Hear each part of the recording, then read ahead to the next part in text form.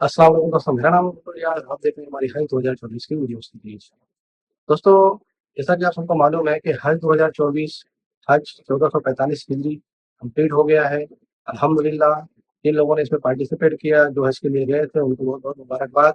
और जो जो हाजी इस हज के दौरान अल्लाह को प्यारे हो गए, उनकी डेथ हो गई है, अल्लाह ताला उनकी मग़फ़िरत फरमाए। दोस्तों, जैसा कि आप लोग को मालूम है कि हज का फॉर्म जब से भरा जाने लगा है, तब से लेकर हम लोग वीडियोज़ बना रहे हैं, आपको इन्फॉर्मेशन दे रहे हैं और अल्हम्दुलिल्लाह अब हज कंप्लीट हो गया है। हमारी ज़िम्मेदारी है कि हज जो ये हुआ है, उसमें क्या खामियाँ रह गई, क्या फैसिलिटीज़ मिली हाजियों को, क्या तकलीफ़ें हुई हैं, इसके बारे में बात करेंगे। तो आज हम जो है कि पॉइंट टू पॉइंट हज के दौरान हाजियों को पेश आई परेशानियों के बारे में, तकलीफ़ों के बारे में और हज कमेटी के ज़रिए दी जाने वाली फैसिलिटीज़ के बारे में इंशाअल्लाह पॉइंट टू पॉइंट बात करेंगे।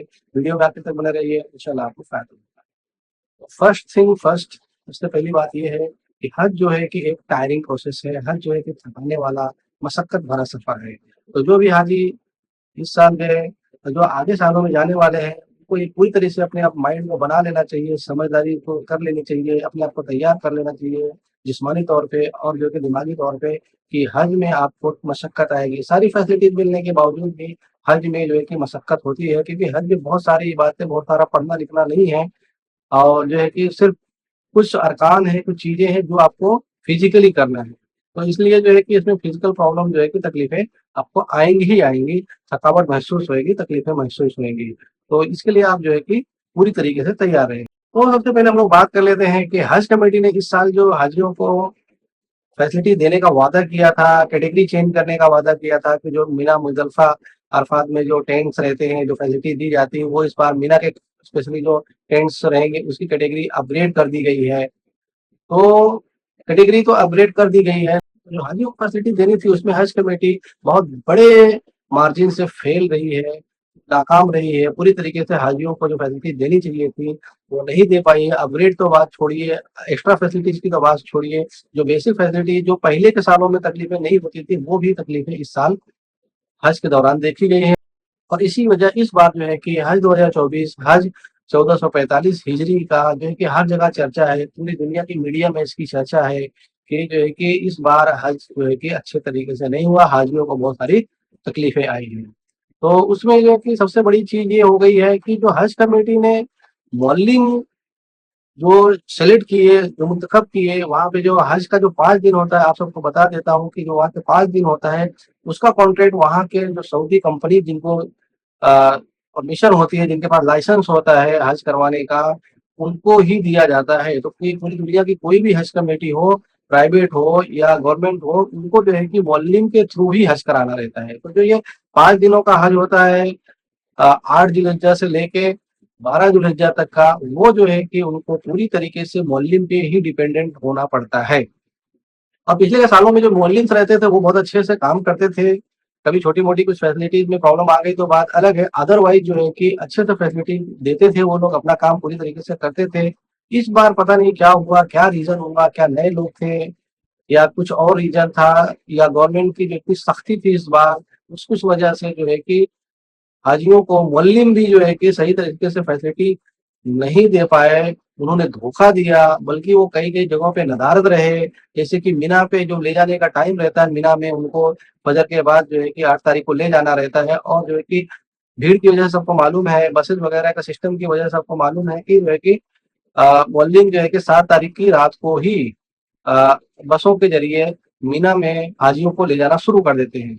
तो इस बार उसमें बहुत ज़्यादा जो है कि मिसमैनेजमेंट देखा गया कि लोगों को बसों का इंतज़ार करते रहना पड़ा, जो कि उन्हें जो है कि फजर के टाइम फजर के बाद पहुँच जाना चाहिए था मीना, तो वो असर तक पहुँचे हैं और बसों का कोई पता नहीं, मुअल्लिम का कोई पता नहीं, किसी को फ़ोन लगाओ तो कोई पता नहीं। तो इसकी वजह से हाजी लोग जो है कि हाजियों का टाइम जो कि उन्होंने दे दिया रात के 11 बजे से और वो 11 बजे से तैयार होके अपने होटलों के नीचे या होटलों में रुके हुए थे। एक बार आदमी एहराम पहन लेता है तो फिर उसको वो कन्वीनियंस नहीं रहता है जैसा कि नॉर्मल कपड़ों के रहता है। तो हाजी एहराम पहन के पूरी तरीके से तैयार होके बसों का इंतज़ार कर रहे हैं, कहीं से कोई खबर नहीं है। तो ये जो है कि सबसे बड़ा प्रॉब्लम, सबसे पहला प्रॉब्लम ये हुआ, बसेज़ के ज़रिए जो है कि या जो भी फैसिलिटी जिसके ज़रिए उनको ले जाना था, उस तरीके से उस टाइम पे बहुत सारे मुअल्लिम, बहुत सारी बिल्डिंगों के जो है कि मैनेजमेंट वाले फेल हो गए। वो उनको टाइम पे नहीं ले गए, तो पहला तो उनको यहाँ प्रॉब्लम आ गई। फिर उसके बाद देर सवेर जो भी मीना में जब ले जाया गया हाजियों को, या हाजी पैदल किसी तरीके से पहुंचे, तो वहाँ पे जो कैंप्स है उनके, जो कि पहले से ही डिफाइंड रहते हैं कि ये कैंप इस मोहल्लिम का है, इस ब्रांच का है, और इनको जो है कि इस बिल्डिंग के हाजी का है।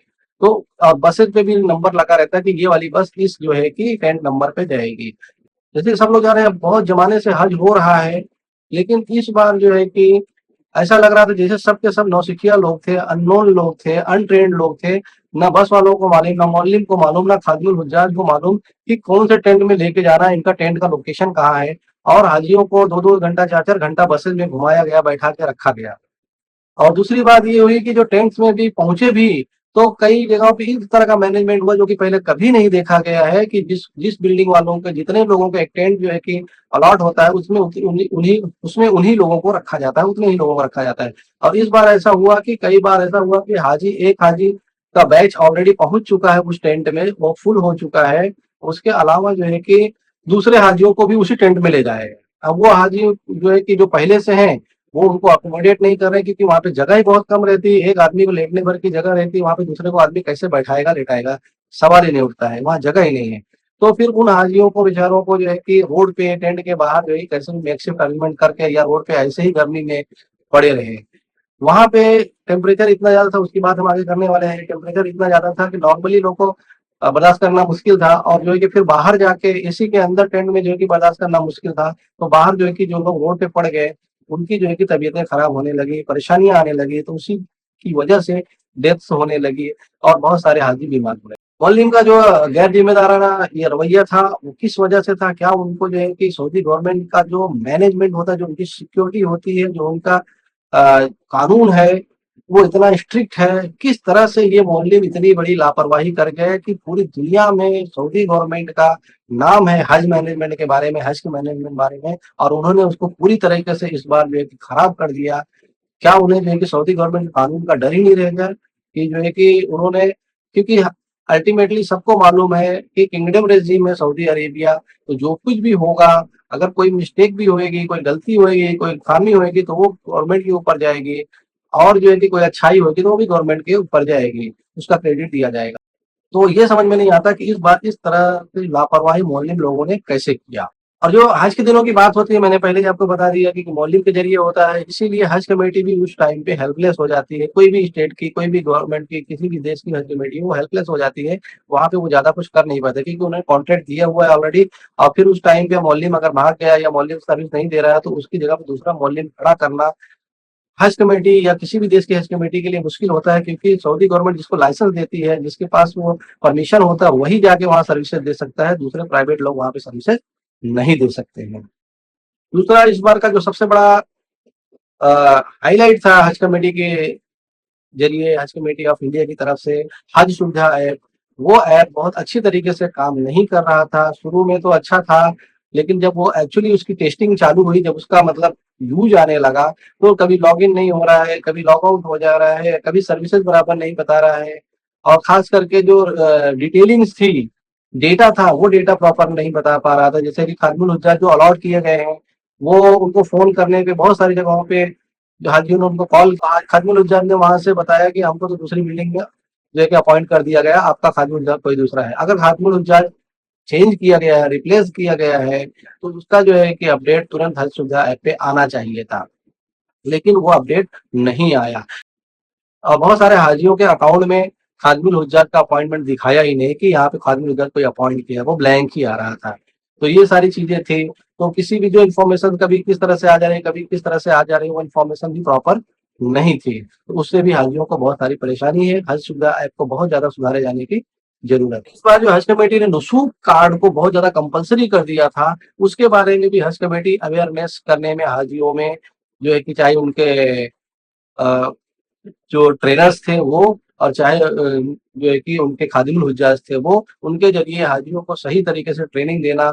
और खास बात यह कि मशहूर कार्ड को प्रोवाइड करने में भी हज कमेटी फेल हो गई। बहुत सारे हाजियों को हज के दिनों तक जो है कि मशहूर कार्ड प्रोवाइड नहीं कर पाए लोग, और उसकी वजह से बिल्डिंग से बाहर निकलते ही सऊदी ऑफिशियल्स जो है कि सिर्फ और सिर्फ मशहूर कार्ड, बाकी सारी आईडी आपके पास, वीजा, पासपोर्ट सब होएगा, चलेगा, उससे उनको कोई फ़र्क नहीं पड़ने वाला था, सिर्फ़ उनको निःशुल्क कार्ड चाहिए था और बहुत सारे लोगों के पास निःशुल्क कार्ड नहीं था, इसके लिए वो हाजियों को अरेस्ट करके लेके जा रहे थे और 2-2 घंटा, 4-4 घंटा, 10-10 घंटा वहाँ बैठाते थे और परेशान करते थे। तो ये बहुत बड़ा जो है कि ड्रॉबैक रहा, इस तरह की बहुत बड़ी प्रॉब्लम ये हो गई निःशुल्क कार्ड की वजह से। जैसे कि एक वीडियो हम लोगों ने देखा था कि तायब कुछ हाजी चले गए थे ज़ियारत करने हज से पहले, तो वहाँ पे इनको बॉर्डर पे रोक दिया, बहुत सारा इंटरवेंशन करने के बाद उन्हें जो है वहां से आने दिया गया।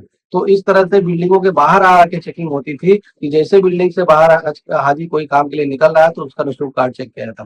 तो निःशुल्क कार्ड चेक किया जा रहा था, ये अच्छी बात है, लेकिन निःशुल्क कार्ड प्रोवाइड सबको हुआ है, सबको मिल गया कि नहीं मिल गया, इसकी जिम्मेदारी किसकी है? इसको हज कमेटी और सऊदी गवर्नमेंट को पहले ये जो है कि देखना चाहिए, इंश्योर करना चाहिए था कि निःशुल्क कार्ड हर बंदे को मिल गया है। दूसरी बात, अवेयरनेस नहीं होने की वजह से और जो कार्ड यहाँ पे इंडिया में जो निःशुल्क कार्ड दिया गया या वहां पे जाने के बाद जो कार्ड दिया गया था हाजियों को, उसके जो स्ट्रैप वगैरह थे प्रॉपर नहीं थे, तो कितने सारे हाजियों के निःशुल्क कार्ड पहले दिन या दूसरे दिन हज से पहले ही तवाफ करते हुए, सही करते हुए, हरम आते जाते हुए गुम हो गए। तो फिर दूसरा निःशुल्क कार्ड इश्यू करना बहुत ही मुश्किल का काम था। उसकी कोई ट्रेनिंग पहले से नहीं थी। बाद में उन्होंने बताया कि ऐप में जाके आप निःशुल्क के ऐप में जाके लॉगिन करके वहां पे कार्ड में देख सकते हो। लेकिन बहुत सारे हाजियों को ना तो मोबाइल चलाना आता था, ना तो निःशुल्क ऐप उन्होंने पहले से इंस्टॉल किया हुआ था। तो यहाँ होते तो शायद उनके घर वाले या इधर-उधर के लोग उनको बता देते। अब वहाँ हज पे जाने के बाद वो किससे बात करते, किससे निःशुल्क कार्ड जो है कि इंस्टॉल करवाते हैं और कहाँ से अपना कार्ड चेक करते हैं। तो बहुत सारे लोगों को ये निःशुल्क के बारे में भी बहुत बड़ी प्रॉब्लम हुई, बहुत सारी जो है कि तकलीफें इसकी वजह से आई हैं। फिर पॉइंट आता है खादिमुल हुज्जाज का। खादिमुल हुज्जाज के बारे में मैंने पहले भी बोला था, अभी भी बता रहा हूँ। इनकी ट्रेनिंग प्रॉपर नहीं हो रही है, इनको कोई ट्रेनिंग नहीं दिया जा रहा है, इनको सिर्फ इस बेस पे लिया जाता है कि गवर्नमेंट ऑफिशियल होने चाहिए। गवर्नमेंट ऑफिशियल होने की वजह से इनको फ्री में हज कराया जा रहा है। इनका खाली एक ही क्राइटेरिया है, उम्रा या हज एक बार वो किए होने चाहिए। तो इसकी वजह से उनको जो है कि सिलेक्शन उसकी वजह से हो जा रहा है, लेकिन उनको कोई रियल टाइम ऑन फील्ड कोई ट्रेनिंग नहीं है। जैसे 300 हाजियों के ऊपर एक खादिमुल हुज्जाज अगर अलॉट किया गया है, तो क्या उस खादिमुल हुज्जाज को 300 लोगों को मैनेज करने का कोई तरीका मालूम है? कोई ट्रेनिंग है? कोई मॉक ड्रिल हुई है? कोई पहले से उनकी जो है कि इस तरह से कुछ हाजियों को उनके पीछे लगाया गया जिससे वो सवाल जवाब करें, उसका जवाब दें? नहीं। उनको इस तरह की नहीं, बस उनको जो है कि ऑडिटोरियम्स में, एसी हाउसेज में जो है कि ले जाके ट्रेनर्स रहते हैं, वो जो है कि उनको जाके वहाँ पे कुछ स्लाइड्स के थ्रू ट्रेनिंग दे देते हैं, जो कि सिर्फ और सिर्फ वहाँ बैठ के देखने वाली बात होती है। सिर्फ उतना देखने से कोई ट्रेनिंग नहीं। तो हाजी जो है जीता जागता इंसान है, वो बहुत सारे सवाल करेगा। उन सवालों से उन सवालों का जवाब देने के लिए और उन सवालों को सुनने के लिए क्या करना चाहिए, उस तरह की ट्रेनिंग खादिमुल हुज्जाज को बिल्कुल नहीं हुई है। और अगर हज कमेटी या गवर्नमेंट इस तरह के माइनॉरिटी अफेयर्स जो है हमारा मंत्रालय, वो इस तरह का कोई फैसिलिटी करते हैं कि जो इस फील्ड में बहुत सारे ट्रेनर्स हैं, जिनसे खल्क में काम कर रहे हैं, सोशल वर्क कर रहे हैं, जिनको बहुत अच्छा रिच नॉलेज है हाजियों को मैनेज करने का, जो फ्री ऑफ कॉस्ट लोगों की ट्रेनिंग कर रहे हैं, उनमें से लोगों को अगर मौका दिया जाए उनकी जो है कि एक्सपीरियंस देखते हुए, तो वो बेटर सर्विस वहाँ पे दे सकते हैं। ये गवर्नमेंट ऑफिशियल को फ्री में हज कराने का जो आइडिया है, ये बहुत ही रॉन्ग जा रहा है, बहुत तकलीफ दे रहा है। हाजियों को वहां जाके वो अपने ही जो है कि हज उम्रा के चक्कर में, अपनी इबादत के चक्कर में परेशान रहते हैं। जबकि हज कमेटी का जो ये कंडीशन है कि आप पहले से हज या उम्रा किए होने चाहिए, वो इसीलिए है कि आप अगर उम्रा हज किए रहोगे तो एक तो आप जागता रहोगे, दूसरे आप अपनी इबादत के लिए परेशान नहीं रहोगे क्योंकि ऑलरेडी आपने किया हुआ। लेकिन ज्यादा से ज्यादा सभी को नहीं बोला जा रहा है। कुछ वाले खादिमुल हुज्जाज बेचारे बहुत अच्छा काम करते हैं और जो उनको करना चाहिए वो अपनी ड्यूटी करते हैं, लेकिन ज्यादा करके खादिमुल हुज्जाज जो है वो फेल हो रहे हैं, वो अपने काम में लगे हैं, उनको खुद को भी जानकारी नहीं है, तो जिसकी वजह से वो हाजियों की बराबर से मदद नहीं कर पा रहे हैं। तो ये जो पार्ट है, इस पे जो है कि हज कमेटी को बहुत काम करना है, उनकी ट्रेनिंग प्रॉपर करनी है। अच्छा, सबसे बड़ी बात ये है कि हज का जो फॉर्म शुरू होता है, पहले वो हाजियों के लिए शुरू होता है, खादिमुल हुज्जाज के लिए बाद में आता है। तो उल्टा होना चाहिए कि खादिमुल हुज्जाज को आप और पहले जो है कि सेलेक्ट करो, क्योंकि आपको तो मालूम है कि इतना कोटा है तो इतने जो है कि हाजी जाएंगे ही इंशाल्लाह। तो उसी लेवल पे आप जो है कि खादिमुल हुज्जाज को पहले ट्रेन करो, उनको पहले से जो है कि उनको 1 महीना 2 महीने पहले उनका सिलेक्शन करो और उनका ट्रेनिंग करो। उनका सिलेक्शन हाजियों के बाद में होता है, तो उनको कितने दिन की ट्रेनिंग आप दे पाओगे? उनको जो है कि पहले सेलेक्ट करो और उनकी ट्रेनिंग शुरू रखो, और जब हाजियों का सिलेक्शन हो जाए तो जो ट्रेनिंग हुई उनके जरिए जो है कि आप ट्रेनिंग करवाओ और हाजियों का सवाल जवाब उनको बता दो, उनको जाहिर करो कि ये आपका खादिमुल हुज्जाज बन के जाने वाले हैं, इनसे आप जो पूछना चाहते हैं पूछे। तब उनकी ट्रेनिंग होगी इंशाल्लाह, और तब वो हाजियों के कुछ काम आ पाएंगे। जैसा कि हमने बताया कि मिना मुजदलिफा अरफात में जुमेरात में मिसमैनेजमेंट बहुत ज़्यादा था। लोगों को खेमों में जगह नहीं मिल रही थी, बसेस का टाइम फिक्स नहीं था, बसेस और मेट्रो ने प्रॉपर जो है कि टाइमिंग से पहुंच नहीं पा रहे थे, लोग पहुंचाए नहीं जा रहे थे। और इस बार एक सबसे बड़ी चीज जो गड़बड़ी देखी गई वो ये थी कि जैसा कि सऊदी अरेबिया का हज के टाइम में मक्का वालों का स्पेशली नाम है जियाफत के बारे में, जो है कि मेहमान नवाजी के बारे में, इस बार गवर्नमेंट का इतना कड़क कानून था कि बाहर के लोग कुछ नहीं कर पाए और इस नॉर्मल लोग, इसके लिए वहां पे जो पानी का, खाने का, जो जूसेस वगैरह, खाने के पैकेट्स वगैरह बांटे जाते हैं पैदल चलने वालों को फ्री ऑफ कॉस्ट, और इतनी मात्रा में बांटे जाते हैं कि जो है कि आदमी लेके उसको जमा करके बैग का बैग भर लेवे, और अगर उसको एक बॉटल की जरूरत है तो उसको 10 बॉटल पूरा का पूरा कार्टन मिल जाता था। इस बार लेकिन वहां पे ये चीज बिल्कुल कम थी, बहुत ही कम थी, इसलिए बहुत सारे हाजी हज्जन जो है कि प्यासे, पानी की वजह से, पानी की कमी की वजह से बीमार हो गए या अल्लाह को प्यारे हो गए, दम तोड़ दिया उन्होंने। तो ये बहुत बड़ी कमी इस बार हज गवर्नमेंट ऑफ सऊदी अरेबिया की थी कि वहां पे इस बार खाने पीने की जो व्यवस्था जो पहले होती थी उसके लेवल पे कम थी, लेकिन कम थी। पहले इतना रहता था कि हाजी खा नहीं पाते थे या पी नहीं पाते थे, इतना ज्यादा जूसेस, जितना ज्यादा ठंडा कोल्ड ड्रिंक और ठंडा पानी अ, और बाकी खाने की चीजें, फ्रूट्स वगैरह इतने अवेलेबल रहते थे, जितना चाहिए आप लेके खा लो, और लोग मतलब खा नहीं पाते थे। और इस बार जो था वो उसकी कमी थी, लोग पानी के लिए तरस गए। बहुत सारे वीडियोज में, बहुत सारी जगहों पे लोगों ने, जिन्होंने एक्सपीरियंस किया, जो तजुर्बा किया, वो बताया कि पानी की कितनी किल्लत थी, कितनी परेशानी थी। उसके बाद जो है कि मुजदलफा का भी जो खुला मैदान है वहाँ पे जो है कि इतनी सारी फैसिलिटीज नहीं रहती, लेकिन वॉशरूम्स वगैरह हमेशा जो है कि वहाँ अच्छे रहते हैं। इस बार वहाँ पे भी पानी वगैरह की तकलीफ थी, वॉशरूम्स वगैरह में भी पानी का उस तरह से व्यवस्था नहीं थी जो इससे पहले होती थी कि जितना चाहे हाजी इस्तेमाल करे, तो उसके लिए भी बहुत सारे लोगों को वहाँ पे परेशानी हुई है। और जो बसेज वगैरह का था, ट्रेन वगैरह का था, मूवमेंट का जो मसला था, वो पूरी ट्रांसपोर्ट का जो मसला था वो पूरी तरह से काम नहीं किया अच्छे तरीके से, जैसा पहले करता था उससे अच्छा इस बार होना चाहिए था, लेकिन उससे गलत हुआ, कम हुआ, और बहुत ही प्रॉब्लमेटिक हुआ, बहुत ही तकलीफदायक हुआ। और ये हर चीज हर साल का जो है कि मामला है, ये जो पॉइंट है कि जो है कि रोड ब्लॉकेज, जो बैरियर्स वगैरह लोग लगाते हैं, हालांकि वो लोग बैरियर्स लगाते हैं अपने क्राउड को मैनेजमेंट करने के लिए, क्योंकि बहुत सारे बार ऐसा हो चुका है, स्टैम्पीड वगैरह हो चुके हैं, भगदड़ मच गई, बहुत सारे हाथी मरे हैं। इसलिए वो लोग जहाँ पे क्राउड ज्यादा होने लगता है, उनका कैमरा जो है कि उनका सिक्योरिटी चेकअप चालू रहता है, मॉनिटर होते रहता है, तो वहां पे वो लोग ब्लॉकेज लगवा देते हैं। लेकिन इससे क्या होता है कि हाजी पहली बार, बहुत सारे हाजी 90% जो हाजी होते हैं फर्स्ट टाइम किसी दूसरे देश गए रहते हैं, और उसमें भी मीना मुजदलफा अरफात में पहली बार ही रहता है उनका एक्सपीरियंस। तो वो क्या होता है कि जब भी वो जिस रास्ते को समझते हैं कि इधर से जाना है, उधर से मतलब मेरा इस तरह से खेमा है, तो वो जब भी वहां से जाते हैं और आने के टाइम अगर भीड़ हो गई तो उनको जो है कि डाइवर्ट कर दिया जाता था, वहां पे रोड ब्लॉकेज हो जाता। कितना भी मिन्नतें करे, वहां की पुलिस ऐसी है कि जब वहां पे कानून लग गया तो लग गया, वो किसी की बात नहीं मानती है। तो वो क्या होता था कि वहां पे जाने की वजह से, ब्लॉकेज लग जाने की वजह से, फिर हाजी की दूसरी तरफ से 2 किलोमीटर, 3 किलोमीटर, 4 किलोमीटर घूम के जब उनको आना पड़ता था, तो उसमें वो रास्ता जो है कि भूल जाते थे, और जिसकी वजह से अपने टेंट को फिर वो पूरे मिना मुजदलिफा अरफात में बेचारे घूमते रहते थे। और अगर अपनों से अगर बिछड़ गए हैं तो भी वो घूमते रहते थे, उनका कोई मददगार नहीं था, उनको कोई रास्ता बताने वाला नहीं था। हाँ, उन लोगों की बात अलग है जो टेक सेवी हैं, जो मोबाइल्स वगैरह चलाना जाते हैं, जिनको पहले बोला गया था कि आप अपना जो है कि टेंट का जो लोकेशन वगैरह सेव कर लीजिए। उसमें भी हर आदमी को लोकेशन नहीं समझता है, मैप नहीं समझता है, तो उसमें भी प्रॉब्लम्स हुई। तो उसकी वजह से जो है कि बहुत ज़्यादा हाजियों, बहुत सारे हाजी जो है कि अपने टेंट से दूर हो गए, अपने ग्रुप से दूर हो गए, अपने परिवार वालों से दूर हो गए। फिर 5 दिन हज तक वो बेचारे एक दूसरे को ढूंढते रहे और परेशान रहे। इसके चक्कर में उनके अरकान भी प्रॉपर नहीं हुए, और जिसकी वजह से किसी को दम लग गया, और किसी की तबीयत खराब हो गई, किसी के अरकान छूट गए। ये सारी तकलीफें आती रही।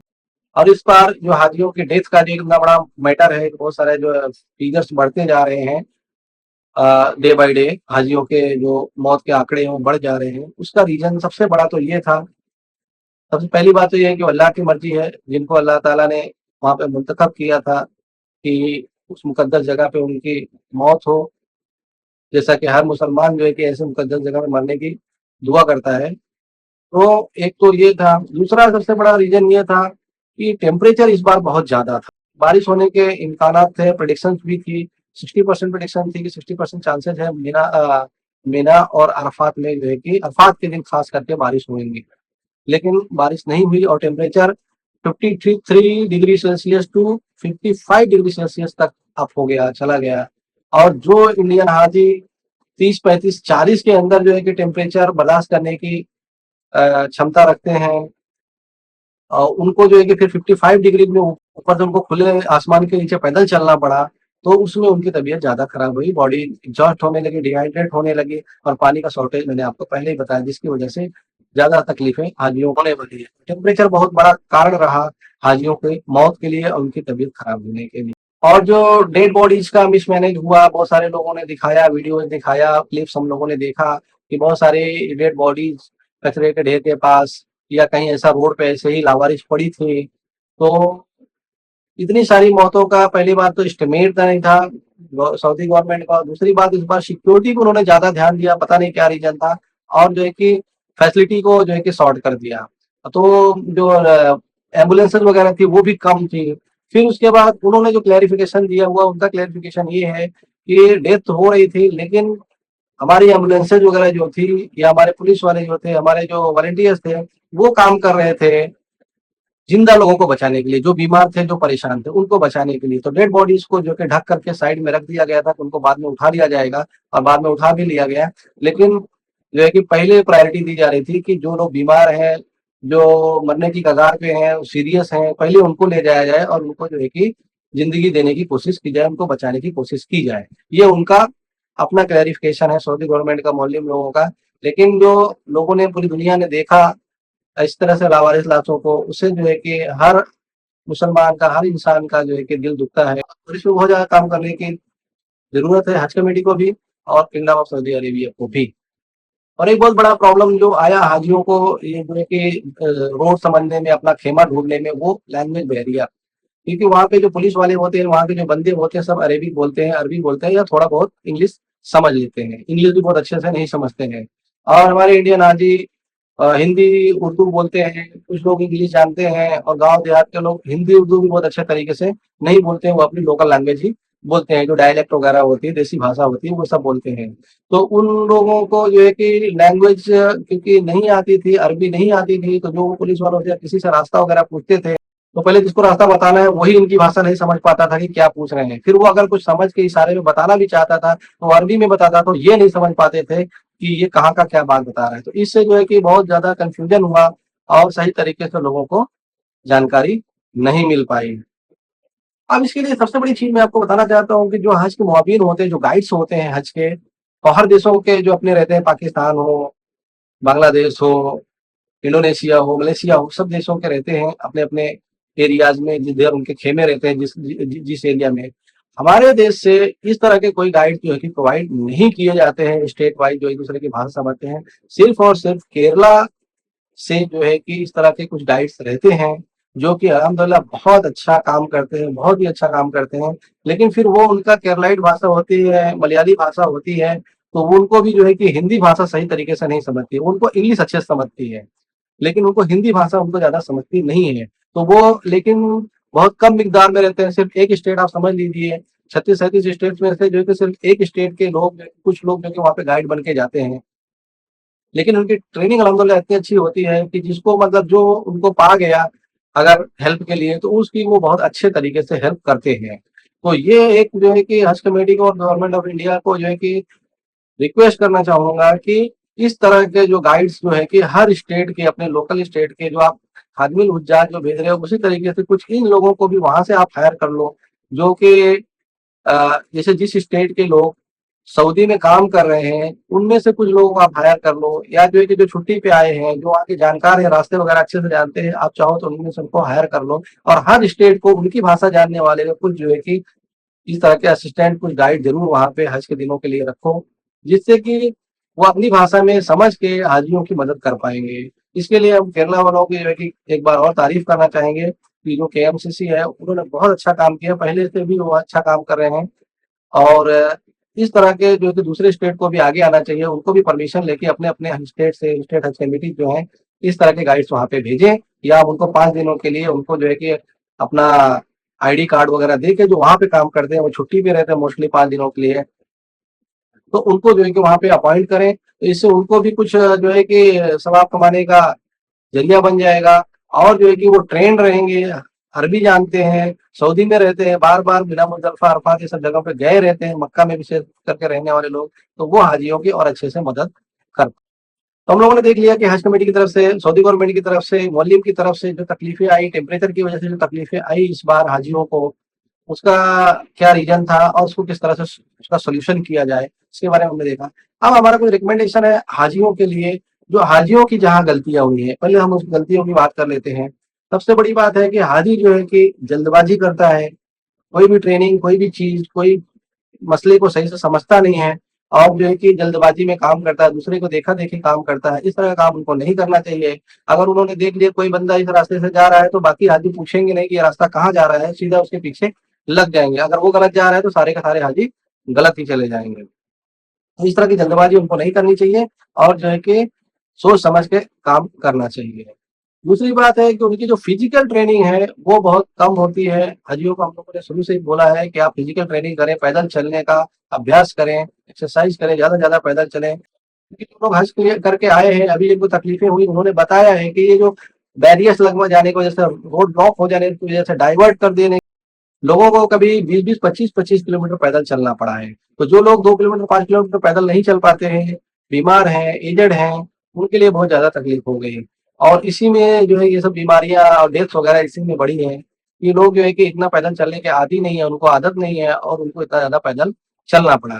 तो सबको बता दूँ, इस साल के लोगों के लिए भी, आगे के आने वाले दिनों के लिए भी, कितनी भी फैसिलिटी हो जाए, मुअल्लिम आपको पूरा जो है फैसिलिटी दे दे, टेंट में टाइम से पहुँचा दे, मिना टाइम से पहुँचा दे, मुज़दलिफ़ा टाइम से लेकिन मिना मुज़दलिफ़ा अरफ़ात में आपको कुछ पैदल चलना पड़ता है, काफ़ी पैदल चलना पड़ता है।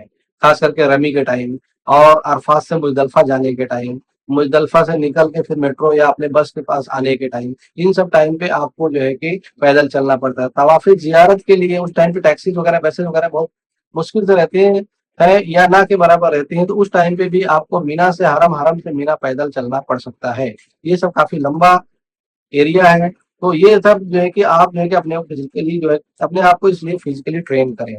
ज़रूर से ज़रूर पैदल चलने का आदत आप बनाएँ। जो लोग अगले साल हज पे जाने वाले हैं, वो इस चीज़ को ध्यान दें। अभी से वो जो है कि पैदल चलने का कम से कम 10 से 12 किलोमीटर अगर आपको एक दिन में चलना पड़े, तो आपको तकलीफ नहीं होनी चाहिए। इंशाल्लाह इससे कम ही चलना पड़ेगा, लेकिन आप इस तरह से अपने आप को तैयार करें।